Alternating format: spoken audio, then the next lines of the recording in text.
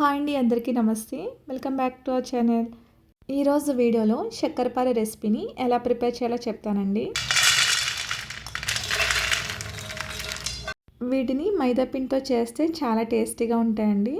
ఇక్కడ హెల్తీగా కోసం గోధుమ పిండి యూస్ చేస్తాను. అయినా కూడా ఏమాత్రం టేస్ట్ అనేది తగ్గదు, అంత బాగుంటాయి అండ్ క్రిస్పీగా కూడా వస్తాయి. తప్పకుండా ట్రై చేయండి. సో చాలా హెల్తీగా శక్కరపార రెసిపీని ఎలా ప్రిపేర్ చేసుకోవాలో చూద్దామా. ముందుగా ఒక బౌల్ తీసుకుని అందులో 2 కప్పుల వరకు గోధుమ పిండి తీసుకోండి.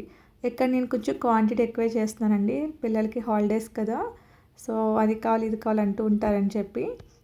అందులోనే 1/2 కప్ వరకు సూజీ రవ్వ వేసుకోండి, దీనివల్ల క్రిస్పీగా వస్తాయి అన్నమాట. నెక్స్ట్ 1/2 టీ స్పూన్ వరకు ఇలాచీ పౌడర్ కూడా వేసుకోండి. ఇక్కడ నేను స్వీట్నెస్ కోసం బ్రౌన్ షుగర్ యూస్ చేస్తున్నానండి, మిక్సీలో పట్టానమాట. మీకు కావాలంటే కనుక ఇక్కడ పంచదారని యూస్ చేసుకోవచ్చు, బెల్లమైన యూస్ చేసుకోవచ్చు అండి. సో మీరు వచ్చేసి 3/4 కప్ వరకు తీసుకోండి. నేను కొంచెం స్వీట్నెస్ అనేది తగ్గించాను. అందులోనే చిటికెడు సాల్ట్, చిటికెడు వంట సోడా కూడా వేసుకుని బాగా కలపండి. మొత్తం కలిసే విధంగా బాగా కలపాలండి. ఇక్కడ సోడా వేసుకోవడం వల్ల కొంచెం క్రిస్పీగా వస్తాయన్నమాట. సో మైదా పిండికి అయితే వేయాల్సిన అవసరం లేదండి.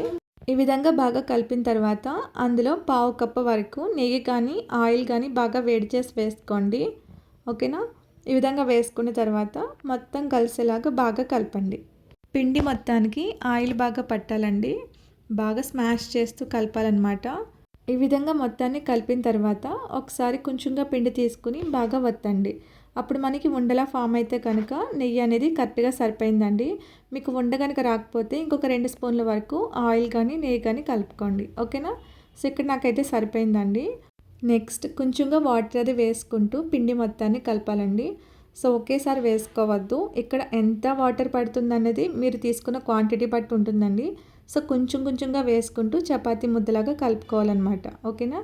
ఇక్కడ ముందుగానే స్వీట్ వేయడం వల్ల కలిపేటప్పుడు చేతికి అది బాగా అంటుకుంటూ ఉంటుందండి. సో మొత్తాన్ని మధ్య మధ్యలో చేతికి ఆయిల్ కానీ ఏదైనా అప్లై చేసుకుంటూ ఈ విధంగా ముద్ద కింద కలుపుకోండి. ఓకేనా. చేతితో టచ్ చేస్తే ఈ విధంగా వస్తుందన్నమాట. నెక్స్ట్ పిండిలోంచి కొంచెంగా తీసుకుని వాటిని చపాతీలాగా ఒత్తుకోవాలండి. కొంచెం దలసరిగా ఒత్తుకోవాలన్నమాట. పిండి అనేది ఎక్కువ ఉంది కాబట్టి అందులోంచి 2 భాగాలు కానీ 3 భాగాలు కానీ చేసుకోండి. కొంచెంగా తీసుకుని రౌండ్గా చేసుకుని ఏదైనా ప్లేట్ మీద కొద్దిగా పిండి వేసి ఈ విధంగా చపాతీలాగా ఒత్తుకోండి. కొంచెం దలసరిగా ఒత్తుకోవాలండి. ఇక్కడ బ్రౌన్ షుగర్ వేయడం వల్ల స్వీట్ అనేది జిగురు అనేది ఎక్కువగా ఉందన్నమాట, అందుకని పిండి వేయాల్సి వచ్చిందండి. మనం షుగర్తో చేస్తే పిండి అనేది వేయాల్సిన అవసరం లేదండి, మనం డైరెక్ట్గానే చపాతీలాగా ఒత్తుకోవచ్చు అనమాట. ఓకేనా. శక్కరపార అనేది కొంచెం దలసరిగా ఉంటాయి కాబట్టి ఈ విధంగా ప్రిపేర్ చేస్తే సరిపోతుందండి. ఓకేనా. ఈ విధంగా 4 వైపులా అంచుల్ని కట్ చేసేసుకోండి, మనకి షేప్ అనేది కరెక్ట్గా వస్తుందన్నమాట. ఈ విధంగా కట్ చేసిన తర్వాత నైఫ్ తోటి ఇలాగా కరెక్ట్గా కట్ చేసుకోండి. ఓకేనా. సో మీకు అక్కడ స్టిక్కీగా అంటుకుంటే కనుక చాకుకి కొద్దిగా అంటుకుంటూ ఉంటుందండి, దాన్ని క్లీన్ చేస్తూ ఉంటే మనకి కటింగ్ అనేది కరెక్ట్గా వస్తుందండి. ఓకేనా. అంటే మెయిన్ ఇది బ్రౌన్ షుగర్ వల్లే కొంచెం స్టిక్కీగా అంటుకుంటుందండి. ఓకే. సో అదేవిధంగా రిమైనింగ్ వాటిని కూడా ప్రిపేర్ చేసుకోండి. ఓకేనా. సో ఇక్కడ నాకు ఇలాగా స్టిక్కీగా అంటుకుంటుంది కదా, సో నెక్స్ట్ టైం దాన్ని క్లీన్ చేస్తూ ఉంటే మనకి ఫాస్ట్గా వచ్చేస్తుంది అనమాట. ఓకేనా. ఇదొకటి గుర్తుపెట్టుకోండి. ఇదే విధంగా రిమైనింగ్ అన్నిటిని ప్రిపేర్ చేసుకోండి. నెక్స్ట్ ఆయిల్ బాగా హీట్ అయిన తర్వాత మంటని మీడియం ఫ్లేమ్లో పెట్టి వేయించుకోండి. సో మనం తీసుకునే కడాయి వెడల్పు బట్టి వేసుకోవాలండి. ఒకేసారి ఎక్కువ వేసుకుంటే అవి కొంచెం మెత్తగా వస్తాయి అన్నమాట. ఇవి ఫ్రై అవ్వడానికి కూడా టైం ఎక్కువే పడుతుందండి, లోపలికంటా హీట్ అవ్వాలి కదా. సో మంటని మీడియం ఫ్లేమ్లో పెట్టి ఫ్రై చేస్తూ ఉండాలి. లో టు మీడియం ఫ్లేమ్లో పెట్టుకోవాలండి. ఈవెన్ హై ఫ్లేమ్లో పెట్టినా కూడా బాగా మాడిపోతాయి అన్నమాట. మీకు మంచి కలర్ రాగానే తీసి పక్కన పెట్టుకోండి. ఓకేనా. అదేవిధంగా రిమైనింగ్ వాటిని కూడా వేయించుకోండి. వీటిని వేడిగా ఉన్నప్పుడే తినడం వల్ల మెత్తగా ఉంటాయండి, బాగా చల్లారిన తర్వాత మాత్రమే తింటే క్రిస్పీగా ఉంటాయి అన్నమాట. అదొకటి గుర్తుపెట్టుకోండి.